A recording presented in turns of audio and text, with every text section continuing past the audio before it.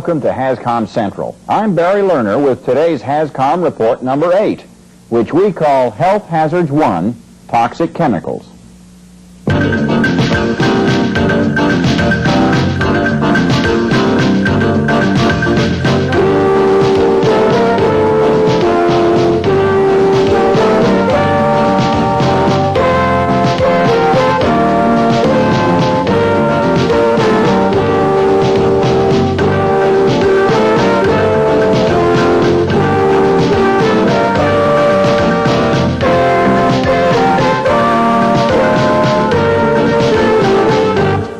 Understanding how to handle toxic chemicals safely has been a concern of industry for many years, and for good reason, because these chemicals can damage your health if the exposure isn't controlled.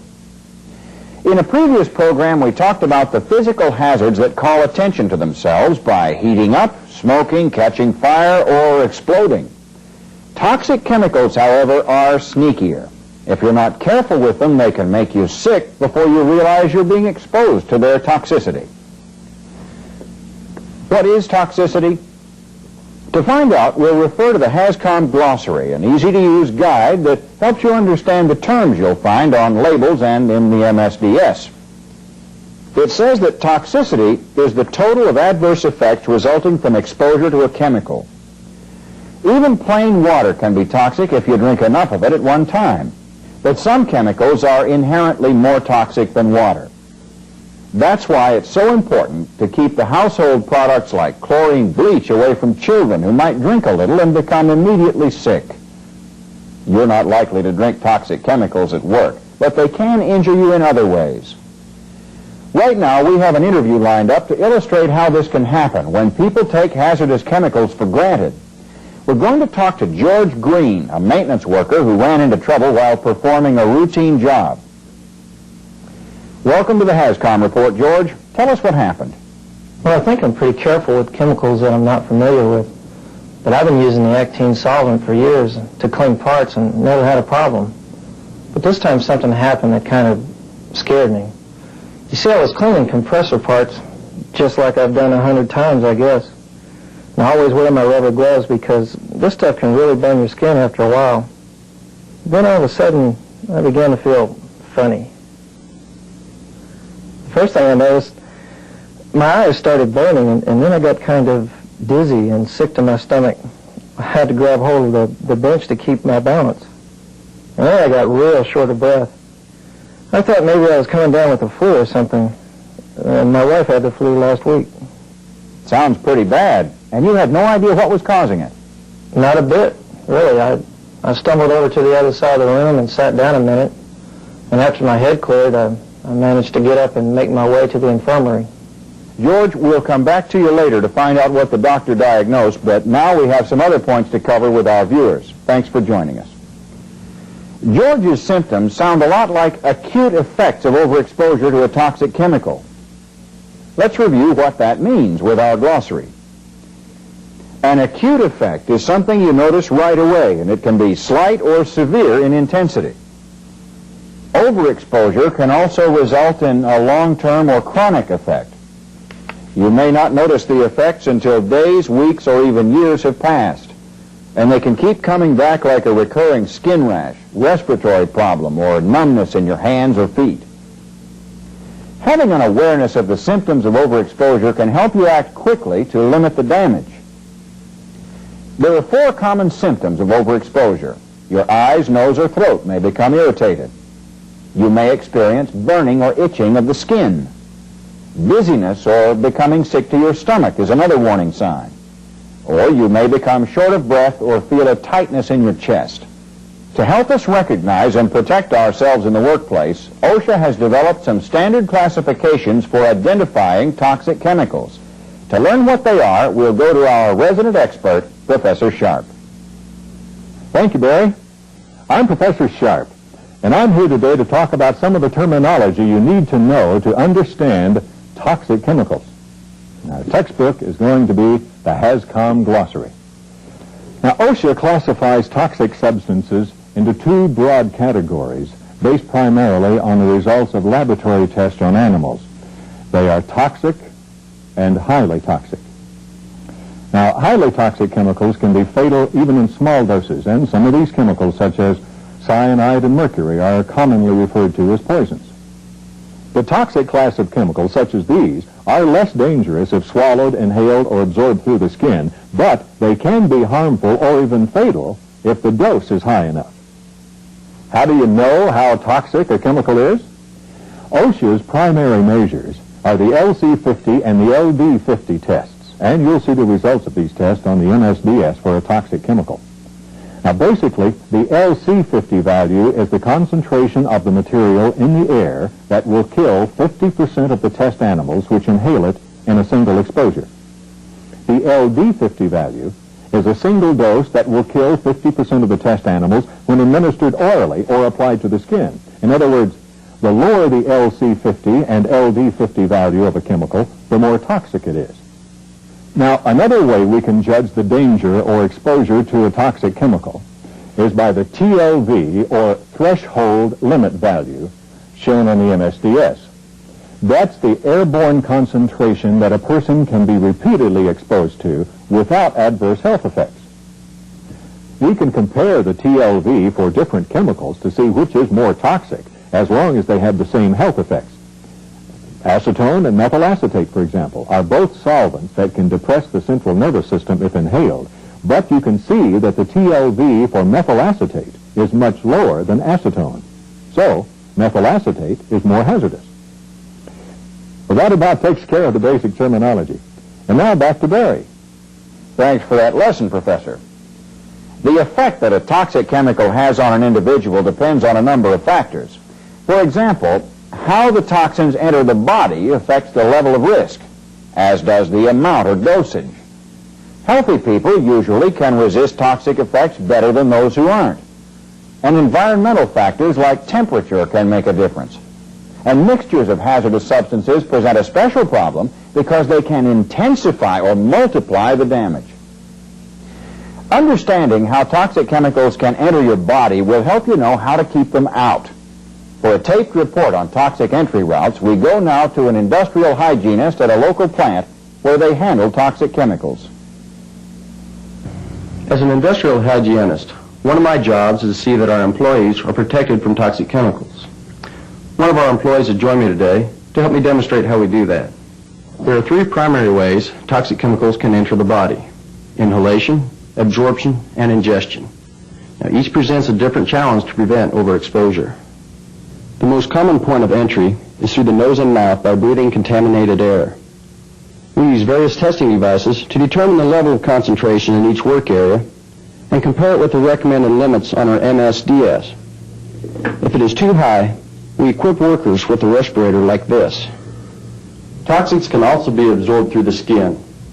To prevent that possibility, we use protective clothing and gloves like these, made from the appropriate materials. We also make sure they fit properly, especially the masks. Then there's ingestion, usually by eating contaminated food. What have you learned about that?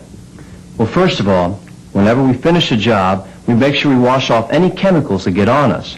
And if our clothing's contaminated, we change.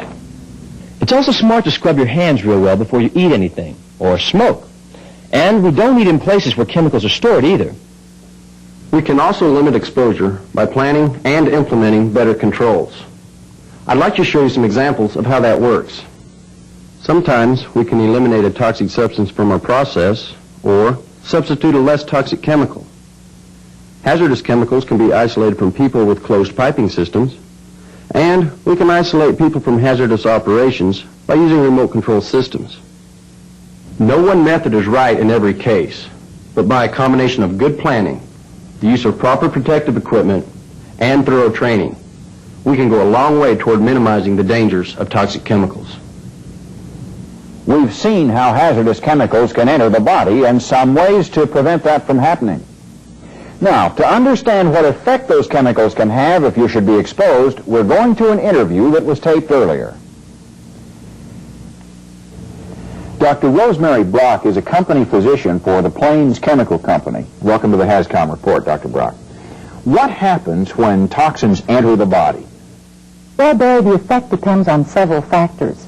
In addition to the physical characteristics and route of entry of the chemical, the effect depends on the age, health, and any previous exposure of the recipient. The severity of effect depends on what we call dose response. That's a combination of the rate of absorption, rate of detoxification, and rate of excretion or elimination from the body. The human body has a marvelous ability to handle a wide variety of toxins in small quantities without permanent damage. Alcoholic beverages, for instance, contain toxins, and our liver is able to detoxify them, depending, of course, on how fast and how much a person drinks. Excessive alcohol consumption can cause chronic damage and even death. Does the location of the toxin in the body have anything to do with the effect it has? Yes, it does vary. We call that site of action. For example, if a chemical causes eye irritation, that's a local effect. A systemic effect, on the other hand, occurs when a chemical is absorbed into the blood and carried to other sites in the body. By other sites, do you mean different organs like the liver? The liver is one site. One way we classify toxins is according to the organs or other bodily systems they attack. Chemicals that attack the liver we call hepatotoxins, such as carbon tetrachloride. Neurotoxins like tetraethyl lead damage the nervous system. We call substances that affect the kidneys nephrotoxins, such as chloroform or mercury. Reproductive toxins can have an undesirable genetic effect. And lastly, as you saw, we have the hematopoietic agents like benzene and aniline. They cause changes in blood cells. That's quite a rogues gallery, isn't it? With all these different types of hazards, how can we keep safe? Well, although there are many different kinds of effects toxins can have, protecting yourself is a matter of knowing the hazards and taking some precautionary measures. That's good to know. Thank you for joining us and sharing that knowledge with our viewers, Dr. Brock. Glad to be of help, Barry. If you're exposed to a hazardous chemical and experience some of the symptoms we've talked about earlier, it's very important to know what first aid procedures to take and then report immediately to a physician. Let's go back to check on George, the fellow who got sick while he was cleaning parts. We'll join him in the infirmary where he's been examined by the plant physician, Dr. Carey. Well, Dr. Carey, tell us what your diagnosis is of the cause of George's problem. George had all the symptoms of exposure to a toxic chemical. It was the vapor from the solvent that he was using. We had the safety engineer check it out, and he found a concentration in the air much higher than the TLV, or threshold limit value, for the chemical. It turns out the ventilation system had broken down where George was working. That's why he was never affected before. I suspected that was the culprit. What kind of treatment does that kind of exposure call for? The basic first aid for inhalation of a toxic chemical is to immediately move the victim to fresh air. If he isn't breathing, artificial respiration is called for.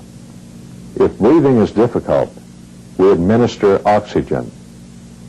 In case of skin contact, we would flush the area with water and wash with soap. And any contaminated clothing should be removed. If the chemical has been swallowed, we would check the MSDS to see if we can induce vomiting.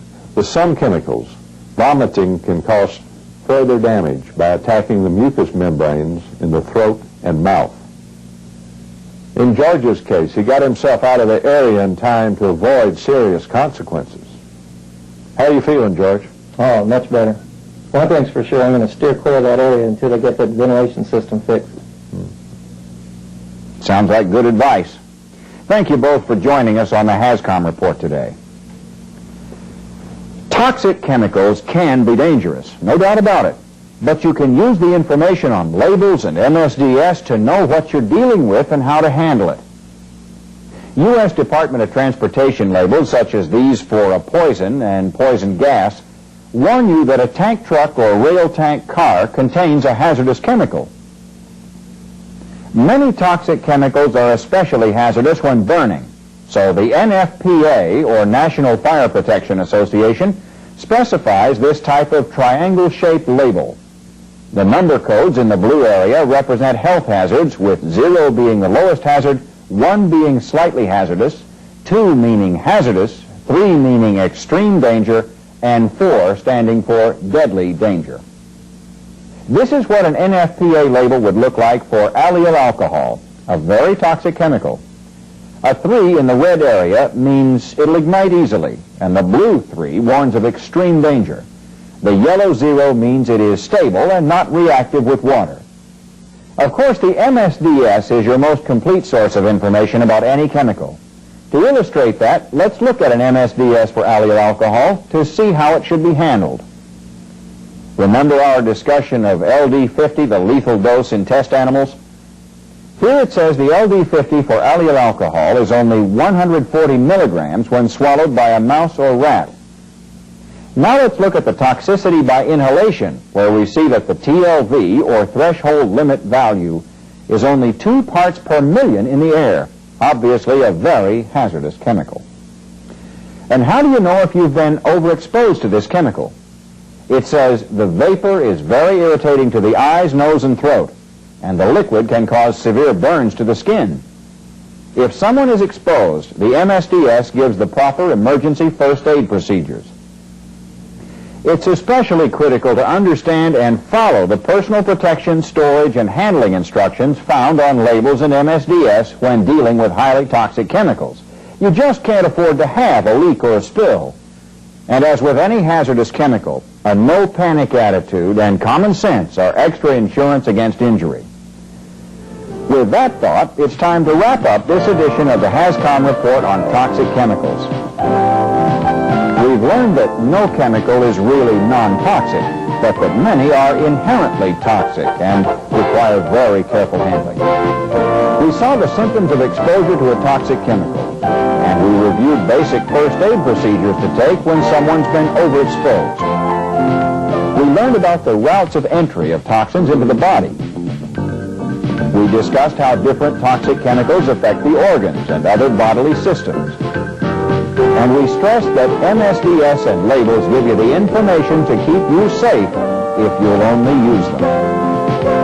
In future programs, we'll talk about how to stay safe around other health hazards. In the meantime, I'm Barry Lerner, and this has been the 8th in our series of HazCom Reports. Thank you for watching.